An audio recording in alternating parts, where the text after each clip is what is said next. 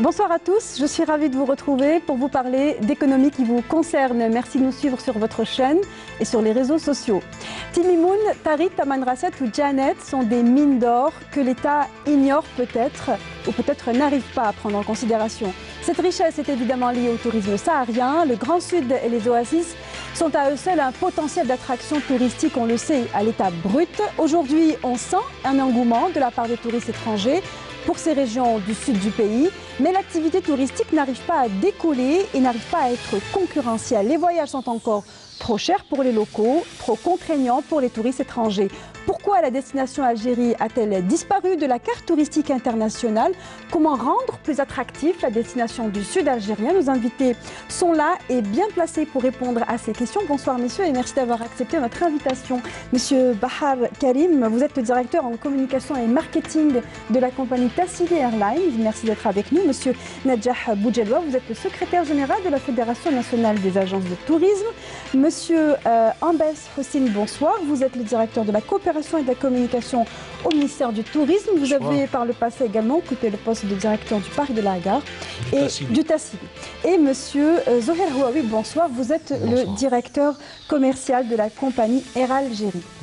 Voilà donc pour le thème de ce soir qui concerne le tourisme saharien. La compagnie Aiglazur a tout récemment organisé un Éduc-Tour à El Oued. C'est l'occasion de vous en parler ce soir et de vous montrer les images de cette initiative qui va en droite ligne avec ce que les pouvoirs publics veulent faire, à savoir booster le tourisme dans le sud du pays. C'est un voyage destiné à faire connaître l'une des régions du sud algérien aux acteurs influents du secteur, à savoir les tours opérateurs. Ceux ayant participé à cet Éduc-Tour sont des tours opérateurs français qui ont fait une visite de reconnaissance dans la région. Hicham Daou, notre reporter, a accompagné cet Éduc-Tour avec la caméra de Hamid Benchicha.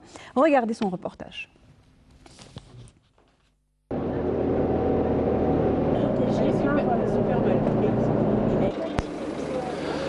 Dans le cadre de la relance de la destination Algérie, un Éduc-Tour a été organisé par une compagnie aérienne et un complexe touristique privé dans la ville millénaire d'El Oued. Accompagnés par le ministère du Tourisme et de l'Artisanat, plusieurs tours opérateurs français ont participé à ce voyage de reconnaissance de sites touristiques. C'était aussi l'occasion de voir et de tester de près la qualité du service de l'infrastructure d'accueil organisatrice. Lorsque nous avons lancé cet Éduc-Tour, nous avons justement accueilli beaucoup de demandes de tours opérateurs et de maïs français qui souhaitaient venir. Et compte tenu des délais très très courts, nous avons dû même refuser certaines demandes et voir la possibilité justement de les faire venir ultérieurement. Le ministère du Tourisme, il est là pour accompagner toutes les initiatives, qu'elles soient publiques, privées ou autres, en matière de promotion de la destination Algérie, promotion de l'investissement, promotion de l'activité touristique, mais que aussi le ministère ne fait pas de différence entre le public, le privé, etc. Salut, écoute, je suis ravie de t'avoir connu. Les potentialités touristiques et culturelles qu'offre la destination d'El Oued n'a pas laissé les participants de l'Éduc-Tour indifférents. Les représentants des tours opérateurs français ont montré une satisfaction et un grand intérêt pour cette destination d'El Oued. J'étais très agréablement surprise. Un très beau pays, un peuple très riche culturellement. J'espère que les Français vont avoir envie de venir vous voir, venir voir ce pays qui change des autres pays d'Afrique du Nord. Et moi, de toute façon, en tous les cas, je reviendrai quoi qu'il arrive.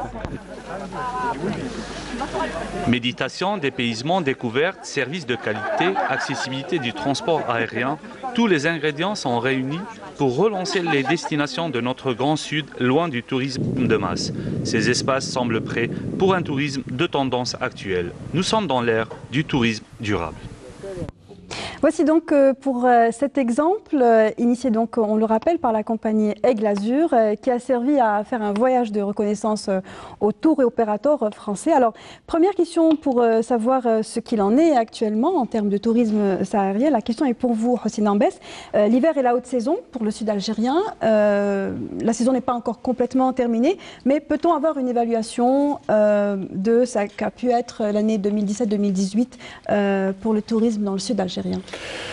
Je vous remercie tout d'abord pour cette aimable invitation et je voudrais aussi souhaiter donc la bonne soirée à vos invités et aux collègues. Le choix du sujet donc du tourisme saharien, je pense que c'est un choix très heureux parce que d'abord pour le ministère du tourisme, le tourisme saharien, il faut le savoir, le produit saharien est un produit d'appel pour la destination Algérie. Donc, s'il y a un produit qui doit être vraiment accompagné et choyé, c'est particulièrement ce produit-là. Et je ne pense pas, permettez-moi de vous reprendre par rapport à votre introduction, je ne pense pas que l'État ignore donc, le Sahara et que le ministère du Tourisme ait, disons, pas d'intérêt pour ce produit. Ce n'est pas très vrai, puisque le Sahara, il faut le savoir, sur le plan patrimonial, le Sahara pour l'Algérie, c'est 2 500 000 ans d'histoire. C'est une carte d'identité nationale. Le Sahara sur le plan culturel, c'est des sites du patrimoine mondial. Je pense au Tassili notamment et à la Pentapole du Mzab. Disons, sur le plan culturel et sur le plan du patrimoine immatériel, c'est aussi un patrimoine que nous partageons avec l'humanité. Je pense, concernant l'immatériel, donc à l'Imzad, je pense à l'Ahlil, je pense aussi à la Sbeiba de Janet, que nous partageons avec le monde entier, puisque c'est un patrimoine immatériel qui a été donc porté sur la liste du patrimoine immatériel de l'UNESCO. Donc vous voyez, sur ce plan-là, je pense que le Sahara est très très important et déterminant pour la mémoire et pour l'histoire collective. Et pour ce qui est de l'affluence des touristes pour la saison 2017-2018. J'en viens. Pour ce qui est du territoire, par rapport donc à ce que vous avez affirmé, pour ce qui est du territoire, le Sahara, ce sont 5 parcs culturels. C'est 1 million de kilomètres carrés. C'est le parc du Tassili, bien sûr, c'est le parc de la Hagar, c'est le parc du Tindouf, de Touat Gourarati Dekelt et le parc de l'Atlas saharien. C'est cet ensemble-là qui constitue la destination saharienne, le produit saharien, pardon, de la destination Algérie. C'est vrai que nous aurons l'occasion après dans le débat de revenir un peu plus dans le détail, mais pour ce qui est de la saison touristique saharienne en cours, je voudrais juste rappeler quelques chiffres pour qu'on puisse voir un peu la différence par rapport à la saison touristique 2016-2017 où, donc du mois d'octobre 2016 au mois d'avril 2017, la destination saharienne a donc reçu 160 000 touristes nationaux et 10 000 touristes étrangers. Rien que pour les derniers mois de l'année 2017, c'est-à-dire l'année qui vient de s'écouler, c'est-à-dire octobre, novembre et décembre, nous venons tout juste de consolider donc les derniers chiffres en attendant d'avoir les chiffres du premier trimestre de l'année en cours. Je peux vous annoncer une augmentation très nette par rapport à la fréquentation des étrangers avec plus de 17 000 touristes étrangers qui ont visité le Sahara. Et pour les nationaux, ils en sont actuellement à 113 000 et nous attendons bien entendu les vacances donc, du printemps qui sont à nos portes pour justement booster un peu plus la fréquentation notamment nationale.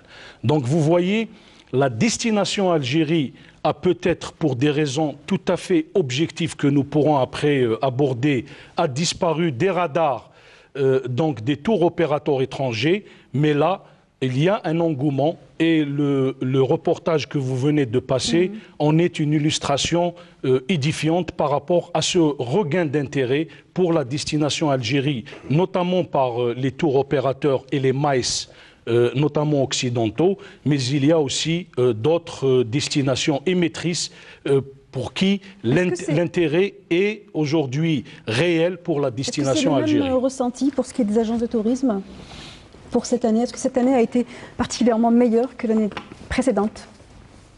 Écoutez, en comparaison avec les années précédentes, particulièrement vers les dernières années, enfin du moins de la période des années 80, nous sommes largement en deçà des résultats.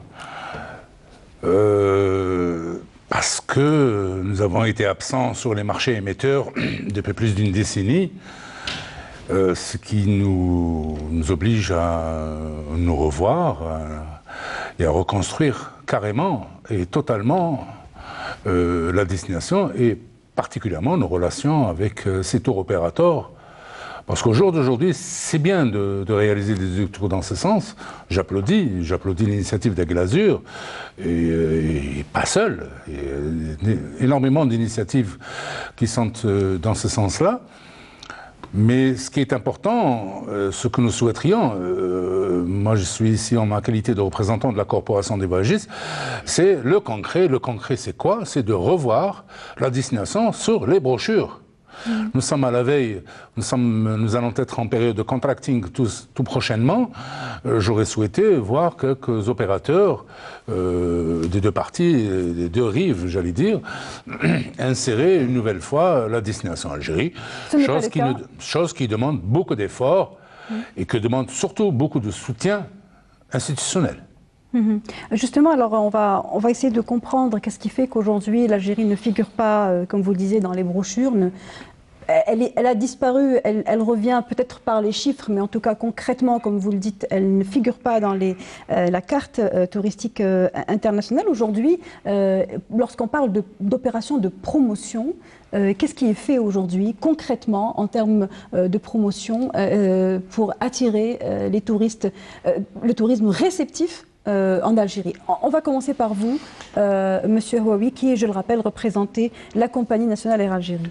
Merci Madame Messi. Donc merci tout d'abord de nous avoir donné l'occasion de prendre part à cette émission pour exposer un peu ce que Air Algérie, en tant que compagnie aérienne, est en train d'apporter au tourisme, que nous considérons comme étant une solution économique pour l'Algérie et quelque part sortir de la problématique l'Algérie, pays qui est pratiquement exportateur. Voilà, d'hydrocarbures. Donc pour ce qui est d'Air Algérie, il faut savoir qu'Air Algérie, nous desservons pratiquement plus de 33 destinations sur le réseau domestique. Et donc il y a une bonne partie de ces destinations sont sur le sud algérien. Nous participons en tant qu'acteurs de développement et pour accompagner ce secteur. Donc il faut savoir que depuis... Du tourisme réceptif. Du tourisme réceptif plus particulièrement, je peux vous dire que depuis plus de 3 ans, Air Algérie est en train d'apporter des facilitations, notamment en termes de tarification appropriée pour pouvoir faciliter ce tourisme sahérien. Donc depuis pratiquement plus de 3 ans, nous sommes en train d'accorder une réduction exceptionnelle de 50% pour des tarifs groupes. Vous l'avez dit tout à l'heure, c'est pas le tourisme saharien, il devrait être tout d'abord un tourisme encadré. Et donc cet effort-là, cette réduction-là, elle est accordée pour toutes les agences de voyage ou pour des groupes de 10 qui voyagent à bord d'Air Algérie, et on accorde une réduction de 50%.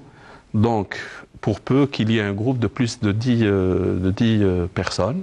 C'est une convention qui a été signée avec l'ONAT, c'est bien ça? Non. Non, non, ce n'est pas une convention, c'est une vente libre. Toute agence qui prétend transporter un groupe de 10, on lui accorde une réduction de 50% sur des destinations donc, qui sont Adrar, Gardaya, Timimoun, Tamanrasset, Janet, Ilizi, Béchar, Ouergla et El Oued. Donc c'est un effort assez appréciable de la part d'Air Algérie. Il faut savoir que déjà les tarifs domestiques, ce sont des tarifs qui sont bas, mais on se dit Air Algérie, en sa qualité de pavillon national, elle est là pour servir l'économie du pays. Donc nous n'hésitons pas à ce que Air Algérie, en tant que compagnie nationale, a accompagné tous les acteurs, que ce soit les groupes, plutôt les agences de voyage qui nous sollicitent pour des réservations de groupe, pour des vols réguliers que nous offrons, ou aussi des vols charters. Alors, je voudrais juste ouvrir une parenthèse. Vous avez dit que les tarifs sont raisonnables pour les vols domestiques. Bon, ça dépend quelle destination. Hein. Aujourd'hui, il a même été consenti des rabais pour les habitants des régions du Sud parce que justement le billet est quand même cher. Alger, Tamanrasset reste quand même un tarif effectivement, on a relativement cher. Je voudrais écouter M. Bahar à ce sujet, puisque vous faites également dans les vols intérieurs et vous avez également affaire notamment aux habitants des régions du Sud. Absolument. Donc, Tassili Airlines, pour rappel, est une compagnie aérienne nationale, filiale du groupe Sonatrach. Son activité principale est le transport du personnel de relève pétrolière. Et elle s'est introduite sur ce segment d'activité qui est le transport régulier domestique au mois de mars 2014, puis par la suite international. Est-ce que vous estimez que les tarifs sont raisonnables? Actuellement, en ce qui nous concerne, nous appliquons des tarifications promotionnelles à longueur d'année pour pouvoir permettre justement à notre population du Sud de voyager aisément, enfin, dans des conditions acceptables, en réduisant les tarifs. Nous avons entamé une campagne de réduction qui prévoyait de réduire les tarifs de 50% au mois de décembre jusqu'au mois de janvier. Actuellement, les tarifs sont réduits de 30% sur toutes les destinations sud du pays. L'action principale que nous essayons de mener est une action d'utilité publique vis-à-vis des familles algériennes qui ne peuvent pas forcément pouvoir se permettre d'acheter un billet d'avion, surtout quand nous connaissons la composition des familles algériennes de 5 à 6 personnes. Donc nous essayons de réduire... Il y a sûrement aussi un objectif conjoint de tourisme local, non? Ou pas du tout?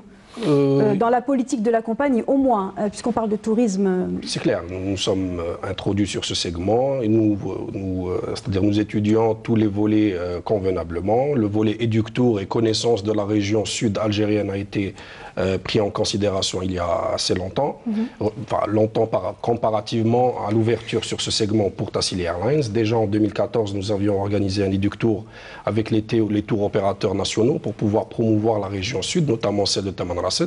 Il y a eu la présence des médias algériens, notamment sur ce qui se disait sur l'aspect sécuritaire dans les pays qui entouraient l'Algérie et non pas dans le territoire national, parce que c'est plus que safe and secure. L'Algérie, il faut le rappeler, et surtout ces régions, les gens sont accueillants. Et donc il y a eu un regain d'intérêt avec l'application de la tarification de groupe, comme l'a souligné mon collègue. Donc au-delà de 10 personnes, il y a une tarification qui est appliquée c'est-à-dire spécifiquement pour pouvoir faciliter le transport des touristes, des groupes qui veulent visiter le sud du pays, en plus des tarifs qui sont actuellement réduits de 30%. Alors on parle de réduction de 30, de 50% pour les vols domestiques.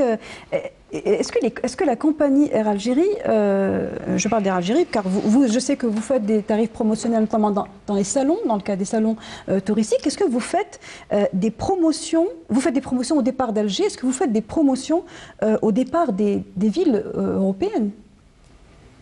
Bien entendu, on a des promotions au départ de l'Algérie, mais on fait aussi des promotions dans l'axe nord-sud, dans le sens où déjà, a priori, nous avons des... Dans quel cadre? Est-ce que c'est quelque chose qui est fait régulièrement? Est-ce qu'il y a une... Oui, bien sûr, tout à fait. Encore une fois, hein, ce qui suit une logique de tourisme réceptif, encore une fois. Hein. On revient au réceptif, puisqu'on parle de tourisme. Dans une logique de vecteur tourisme, il faudrait au préalable qu'il y ait des agences de voyage qui demandent ce type de besoin de transport pour pouvoir aller au sud. On le fait, hein. Donc il n'y a aucun souci sur ce plan-là.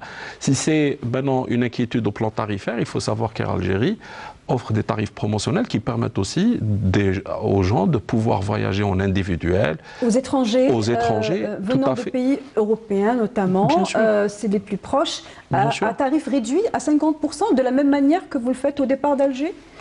Pour peu qu'il y ait de la demande, c'est-à-dire s'il y a une demande là sur le réseau. Voilà, les voyagistes sont là. Est-ce que la demande existe? Est-ce qu'il y a un besoin de revoir les tarifs au départ de l'Europe vers l'Algérie, vers le sud algérien? Permettez-moi, madame, d'apporter un peu plus d'éclaircissement à propos de ces réductions qui sont offertes de la part des deux compagnies, pour que nos téléspectateurs soient bien au courant de ce qui se passe. Ce tarif de 50% accordé, c'est la suite d'un accord cadre signé entre la compagnie nationale et avec lequel nous entretenons d'excellentes relations. On sent que c'est la suite d'un long combat dans la manière dont vous le dites. Tout à fait. À la suite d'un long combat, comme vous dites si bien. Monsieur Howie est un excellent partenaire du tourisme, le considérant comme Monsieur Tourisme de la compagnie nationale. Mais ces tarifs-là sont destinés exclusivement aux agents de voyage qui peuvent générer un groupe de minimum 10 personnes allant dans le sens nord-sud. Et c'est aussi valable aussi pour nos concitoyens du sud qui remontent vers le nord. Je fais allusion à la période de Ramadan où nous avons besoin de proposer... on est en Algérie. Quand vous dites nord-sud, on est dans le territoire national. Je reste sur le réseau domestique, évidemment. Quant à la compagnie Tassili, effectivement, je confirme qu'il y a un engouement et un intérêt tout récent, puisque nous avons eu à rencontrer le premier responsable de cette compagnie qui nous confirme son intérêt de se mettre à pratiquer dans le tourisme.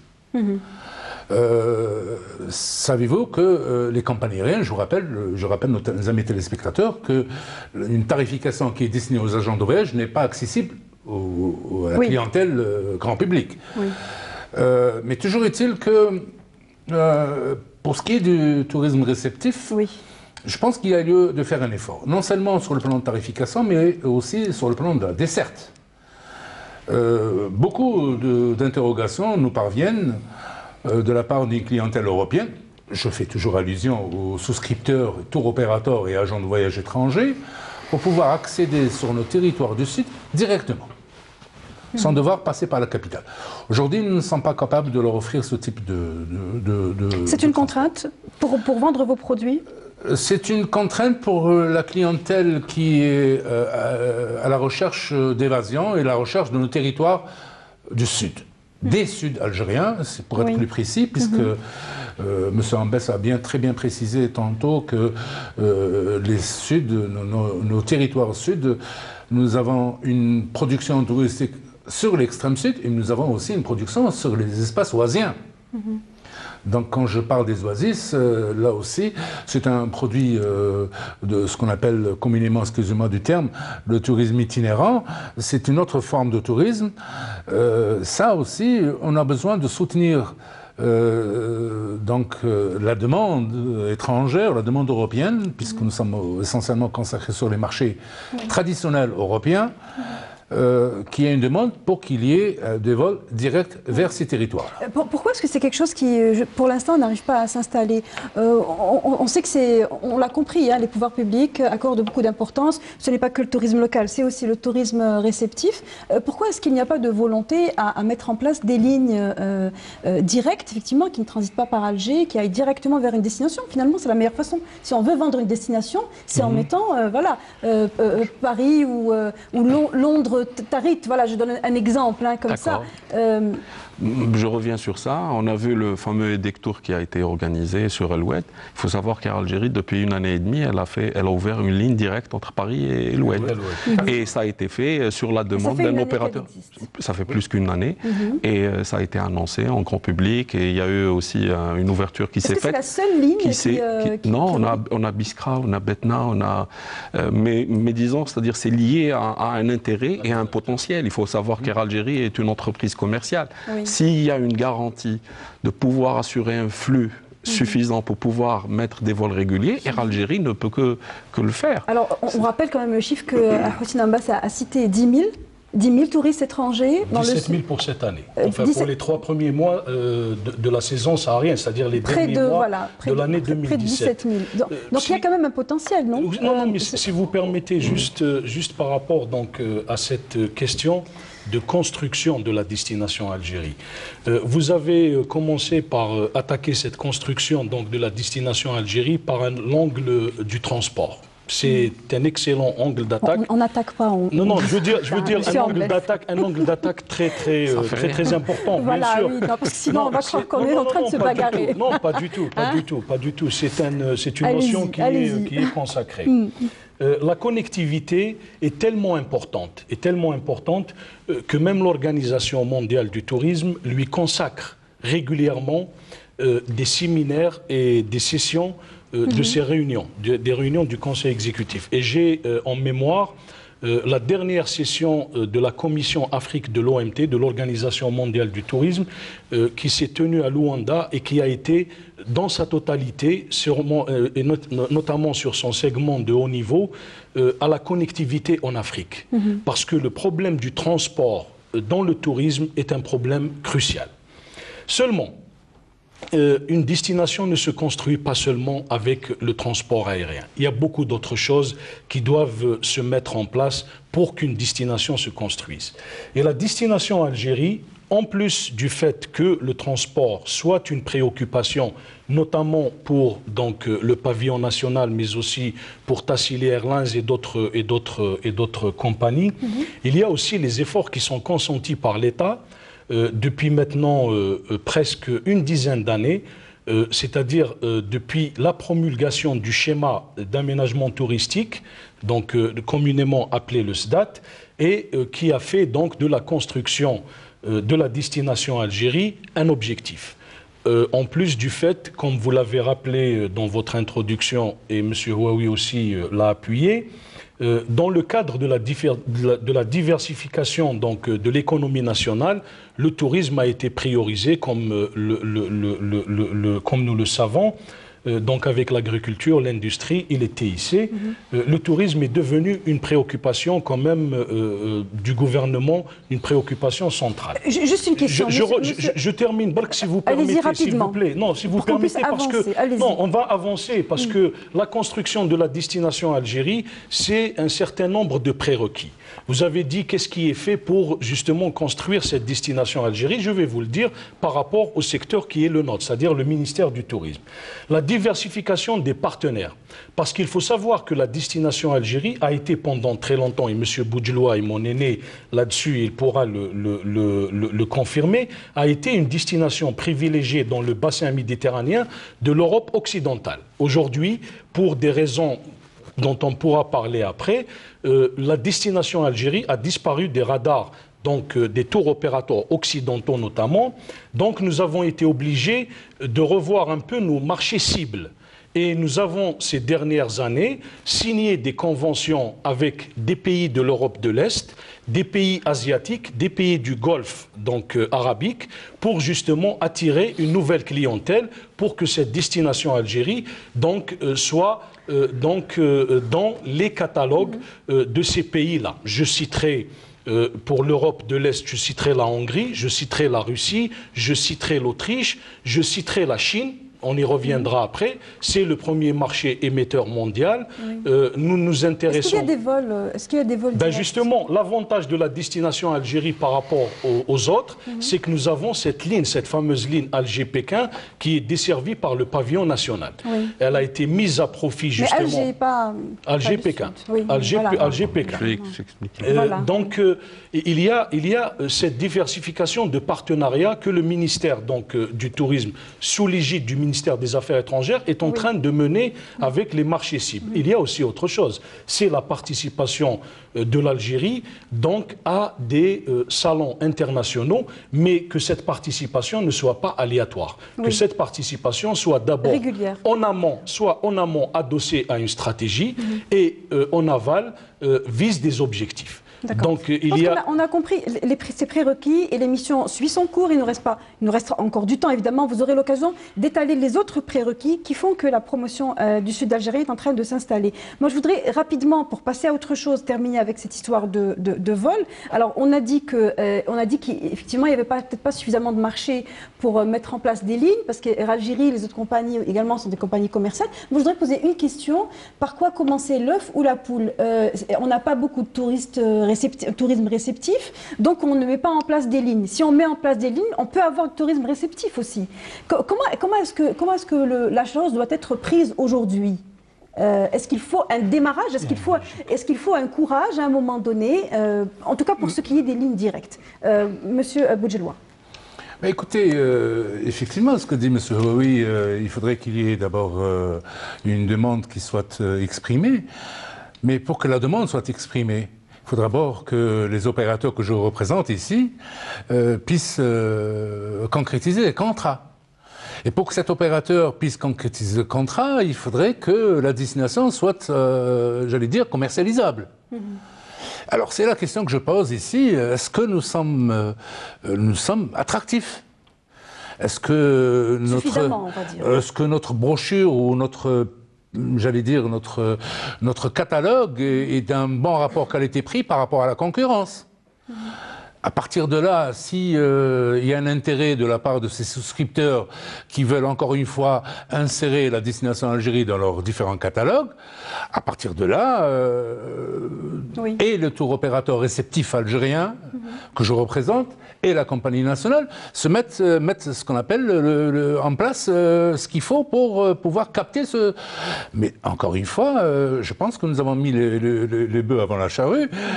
Il faudrait voir... sur le produit, en fait. Travailler sur la destination et la promotion de la destination. Aujourd'hui, lorsqu'on parle aux habitants, aux locaux des régions du Sud, ils nous disent le tourisme, qu'il soit local ou étranger, tourne autour du mois de décembre. Et après, le 1er janvier, il n'y a quasiment, enfin en tout cas, il y a beaucoup moins de monde, beaucoup moins d'affluence. Aujourd'hui, qu'est-ce qui est fait justement pour créer de l'émotion, pour créer une expérience particulière, pour créer une richesse dans l'expérience de ce voyage dans le Sud? Est-ce que les agences font quelque chose pour justement le rendre attractif, ou simplement s'arrimer à des dates, à savoir des dates importantes comme la Sbiba ou encore le Réveillon? Écoutez, clairement, nous avons un problème de communication. Nous avons un problème de promotion et particulièrement la promotion institutionnelle. Mais là, on est dans la création, on est dans comment penser le produit. Je peux vous rassurer que mes amis et confrères et consoeurs de l'extrême sud ou sur les territoires sahariens disposent d'une offre touristique. Cette offre touristique, elle a besoin d'être soutenue. Et le soutien de communication, ce n'est pas le rôle de l'agent de voyage de faire la promotion de la destination ou de l'image de l'Algérie. Ce n'est pas son rôle. L'agent de voyage, sa responsabilité se limite à la promotion de sa propre production touristique.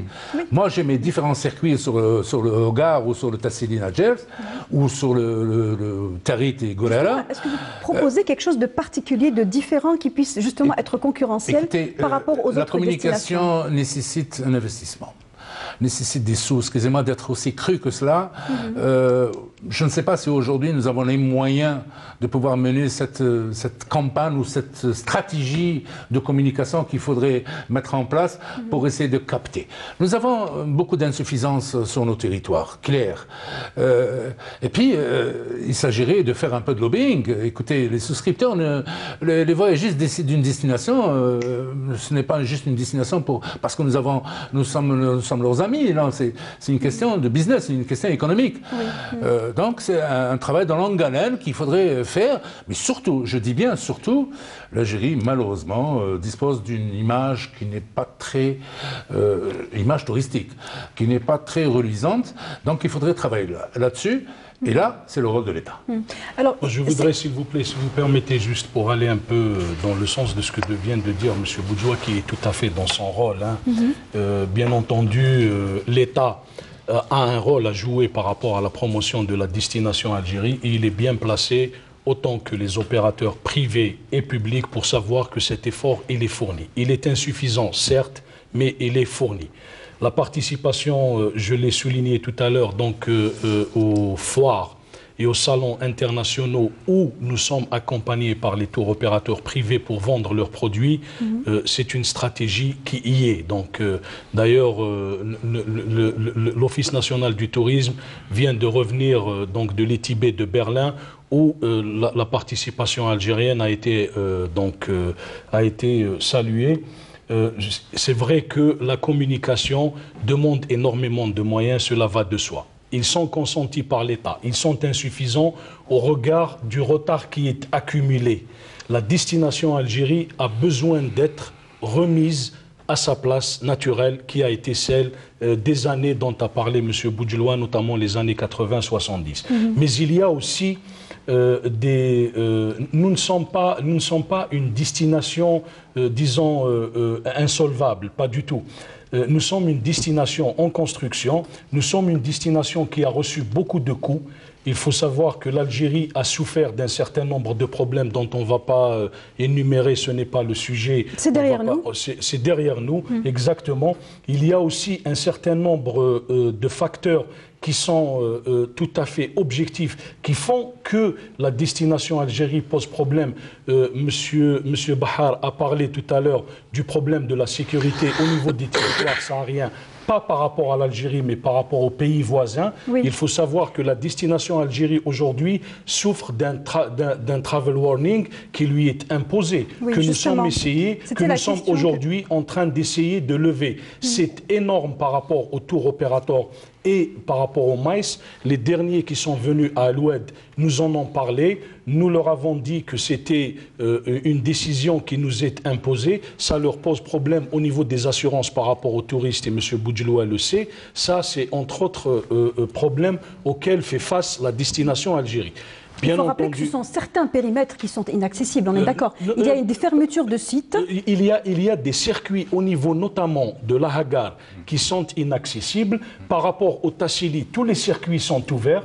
Il y en a une vingtaine qui sont très réputés, qui sont connus. Ils sont tous ouverts. Nous n'avons pas de problème de sécurité sur les territoires sahariens de l'Algérie. Oui. Nous avons des problèmes de sécurité et je suis désolé, hein, je compatis avec nos pays voisins. Tout le monde sait, et ce n'est un secret pour personne, ce dont souffrent nos pays voisins. L'Algérie n'a pas de problème de sécurité sur ses territoires sahariens.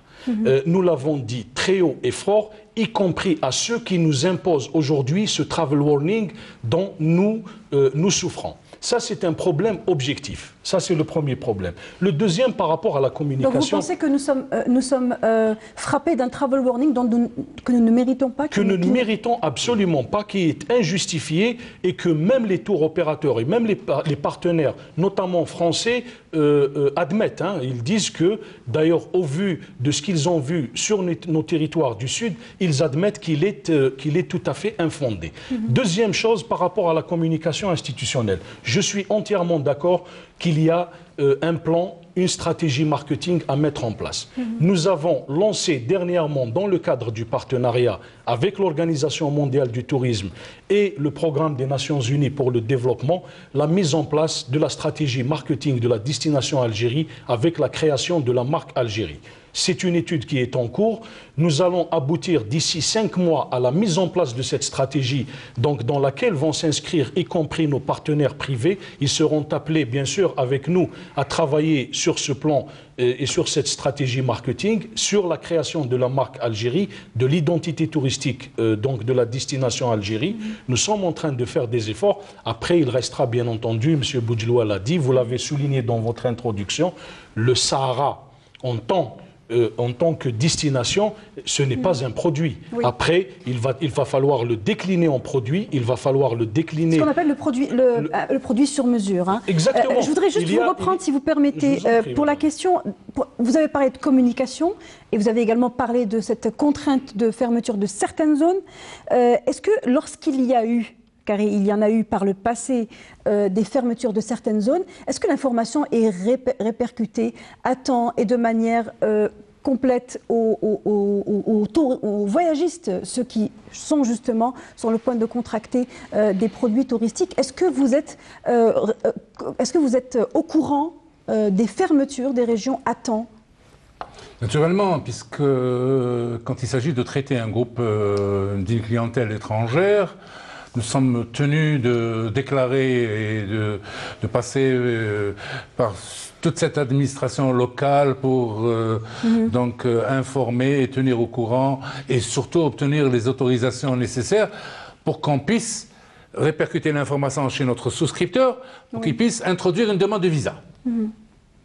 Donc, naturellement, quand il y a un itinéraire qui est, j'allais dire, banni, nous sommes informés là-dessus. Donc, nos opérateurs, je vous dirais que c'est une grosse contrainte pour nos opérateurs de l'extrême sud. Parce que ça touche une et une seule raison, comme l'a dit si bien M. Ambès, il y a certains circuits dans le Tassili du Hogar qui ne sont pas encore accessibles à une clientèle internationale.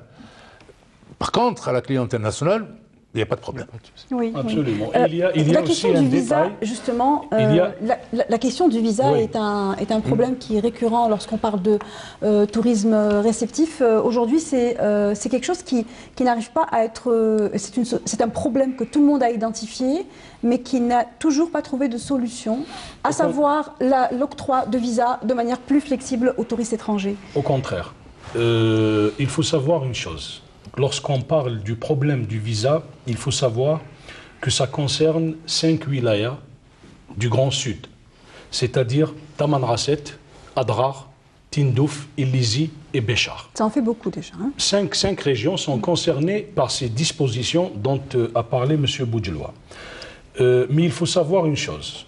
À la faveur d'une décision qui a été prise donc, par la primature au niveau du Premier ministère, un groupe de travail a été créé au cours de l'année 2016, présidé par le ministère des Affaires étrangères, et toute cette procédure a été allégée et revue. Et je peux vous assurer qu'aujourd'hui, et d'ailleurs nous avons été tous en tant que partenaires, donc membres de cette commission qui a été instituée au niveau du ministère donc, des Affaires étrangères, nous avons été instruits pour que donc, les procédures soient allégées concernant ces 5 wilayas uniquement. Hein, pour le reste du territoire, l'octroi du visa n'est soumis à aucune condition.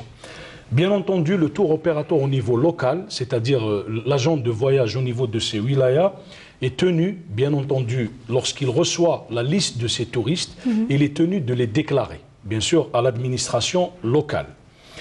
Après donc avoir reçu l'autorisation concernant notamment le circuit, et ça ce sont des dispositions qui sont prises, j'allais dire, en faveur du touriste et en faveur de l'agent de voyage pour éviter tout incident, lorsque la chancellerie, lorsque nos ambassades et nos consulats sont saisis, je peux vous assurer que dans les 48 heures, le visa il est délivré. C'est une réalité.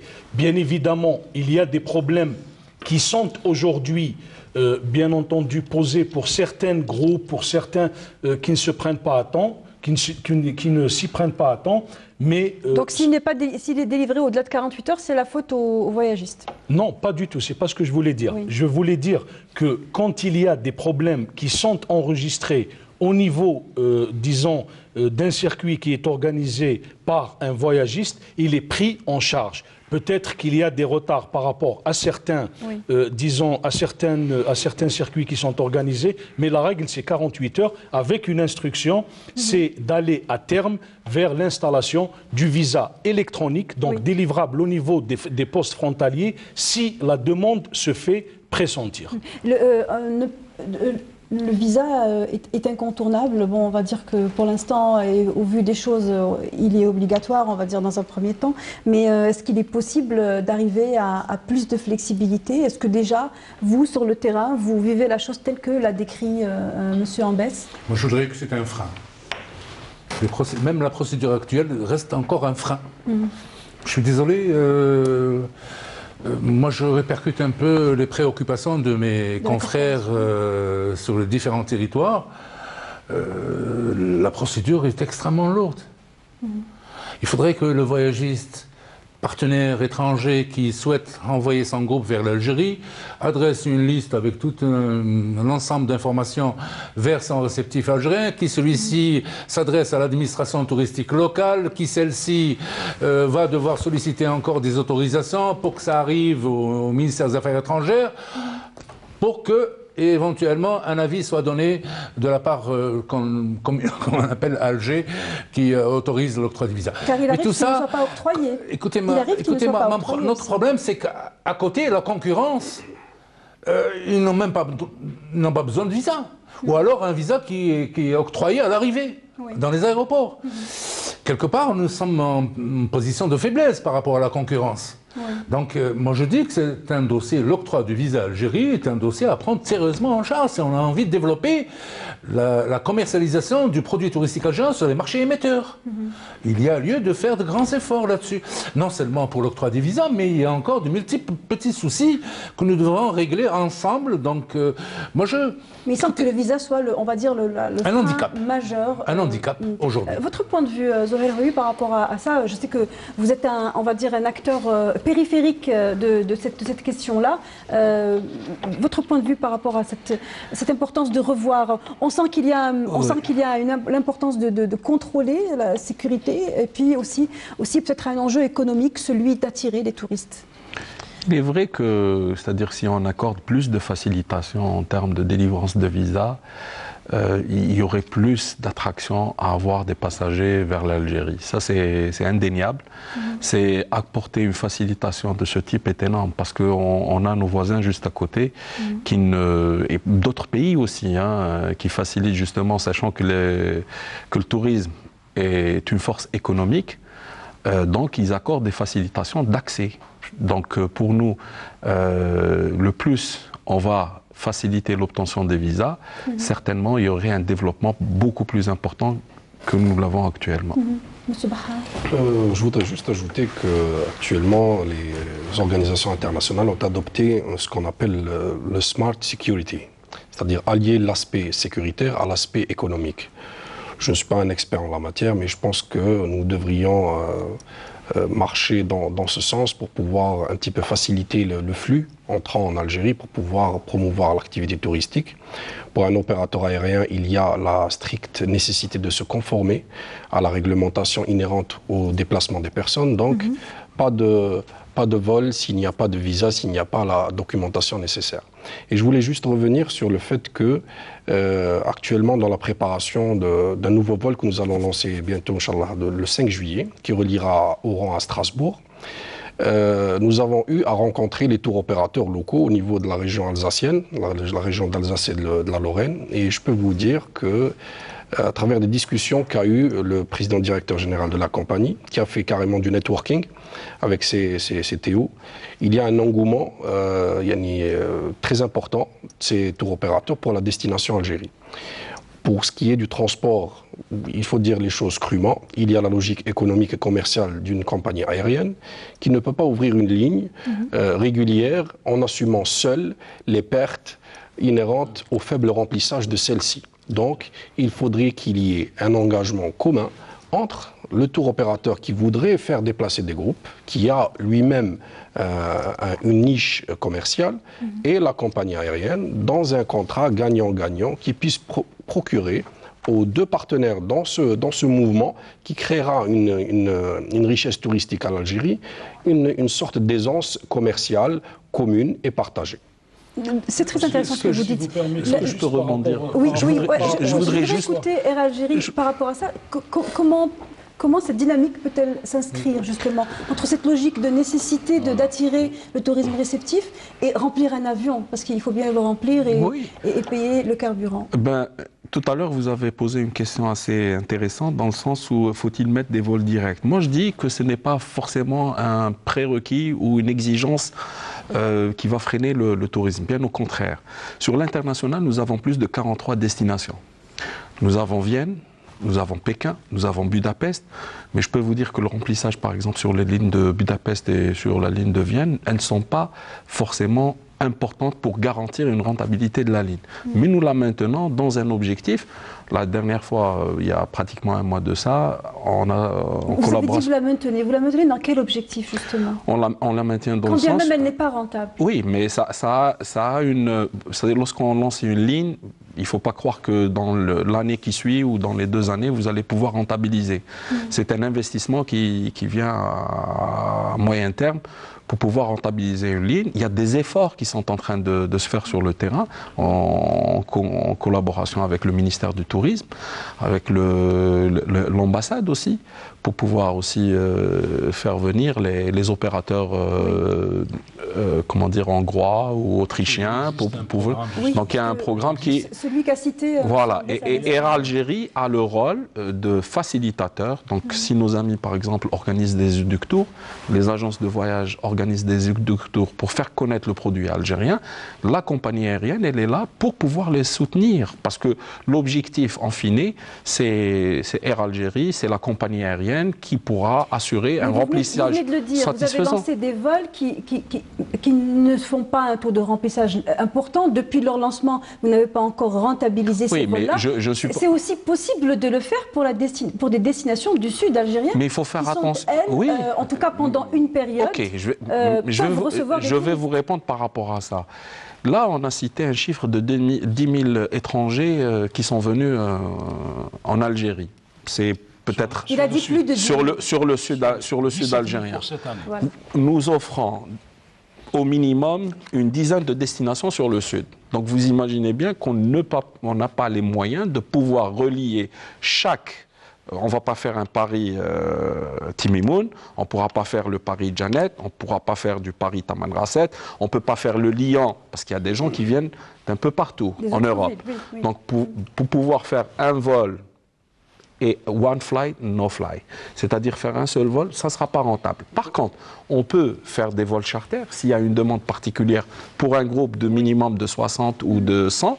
Air Algérie pourrait offrir une formule charter pour pouvoir organiser ce transport direct. Mais l'avantage des vols réguliers, c'est que vous avez la possibilité de partir en groupe sur des vols réguliers et vous avez une multitude de destinations. Donc, en amont, vous avez 43 destinations à l'étranger et vous avez 33 destinations sur l'Algérie, pas uniquement le sud. Vous avez l'Oranie, vous avez le Constantinois, vous avez la région du sud. Donc il y a une possibilité de créer des charters, des connexions entre c'est des connexions justement, c'est consolider un hub au niveau d'Alger pour pouvoir les faire repartir sur les multitudes de destinations selon le choix. Ça apporte plus de flexibilité, d'autant plus que nous pouvons accorder des tarifs groupes. On comprend in fine que la balle est dans le camp des voyagistes. Mais vous allez avoir la parole. Je voudrais que vous réagissiez, M. Bahar, sur la question. Juste pour compléter, justement, c'est par rapport à l'ouverture des lignes régulières entre les villes européennes et les destinations sahariennes. Dans ce cas de figure, la compagnie aérienne est seule à assumer les pertes inhérentes au faible booking sur ses propres lignes. Par contre, s'il y a un accord, comme je le disais tout à l'heure, un partenariat gagnant-gagnant dans le cadre de la création d'un vol charter, là, la question économique est mise au second plan. Et là, c'est carrément faciliter le flux qui est entrant. Il y a plus de pertinence avec cette solution à cela. Monsieur le voyagiste, justement, finalement, ce qu'on comprend en tout cas quand on entend les deux compagnies, c'est que finalement, c'est vous qui ne faites pas le travail, finalement. C'est-à-dire que enfin, je suis un peu dur. C'est-à-dire que vous n'apportez pas suffisamment de visibilité. Les voyagistes ne sont pas là peut-être pour ramener ces touristes à même de pouvoir créer des vols charters. Mais il faut avoir aussi l'infrastructure aussi, c'est-à-dire il faut avoir une infrastructure hôtelière. On vous écoute, monsieur. Écoutez, là vous me donnez l'occasion de voir étaler nos faiblesses dans le secteur de tourisme, ce secteur que j'ai la chance ou la malchance de connaître depuis au moins 30 années. Écoutez, c'est pas une opération facile d'aller charmer un souscripteur pour l'obliger ou l'inciter à commercialiser la destination. Il faudrait in fine que la clientèle européenne puisse s'intéresser à la destination. Ça, c'est pas le travail de l'agent de voyage. L'agent de voyage, son rôle est clair, net et précis. C'est de travailler sur son territoire, élaborer des formules et des packages susceptibles d'être proposés sur le marché émetteur. L'agent de voyage fait tous les efforts, il investit en plus, donc il se décarcasse pour pouvoir rassembler tous les éléments qui puissent constituer une formule de séjour sur son territoire qui est à lui. Après, si le terrain est fertile sur certains, il y a un intérêt sur un quelconque marché, cet agent de voyage irait, comme le disait si bien M. Ambès, participer à des différents salons auxquels l'Algérie participe et donc faire son travail de marketing et faire son travail. Mais allez dire... Aujourd'hui, la communication, parce qu'il nous reste 3 minutes, ça va être difficile de parler sur ce sujet-là rapidement. Aujourd'hui, la communication fait défaut. Essentiellement institutionnel. Je ne vise pas l'ONT, parce que l'ONT, notre organisme qui est chargé de la promotion institutionnelle, c'est un organisme qui a pratiquement les mains liées de par les statuts qui sont les siens aujourd'hui. On n'a pas su faire de cette ONT un vrai organe de promotion institutionnelle. Il y a lieu de revoir un peu, dans le fond et dans la forme, le rôle de l'ONT. C'est cette ONT qui est chargée de la promotion de la destination Algérie. Je vous dis encore une fois, c'est cet agent de voyage qui s'est investi pour aller élaborer une formule de séjour dans le Touat ou dans le Gourara ou dans le Hogar et qui va participer au salon, donc il y a un investissement de sa part, et puis in fine, il est là en face de zéro demande. Parce qu'on va lui dire, écoutez, l'Algérie, ça ne m'intéresse pas. Si l'Algérie était, comme l'expression usée, dans les radars de souscripteurs, le produit, il est là. Mais aujourd'hui, nous avons un problème de repositionner l'Algérie en tant que destination. Là, c'est le travail. Et ça, c'est le travail des pouvoirs publics. D'accord. Alors, le dernier mot est pour vous, M. Ambès. Vous avez parlé tout à l'heure de travail en collaboration ou de contrat qui a été fait, notamment dans la région du Moyen-Orient, plutôt du Golfe et de l'Europe de l'Est, notamment. En termes de promotion, aujourd'hui, qu'est-ce qui est fait Moi, je voudrais terminer sur une note quand même optimiste. Je ne suis pas... Concernant la promotion, oui. Concernant la promotion, parce que en fait, vous voyez, construire une destination n'est pas une mince affaire. C'est les efforts de tous, le transporteur, le voyagiste, l'institutionnel, etc.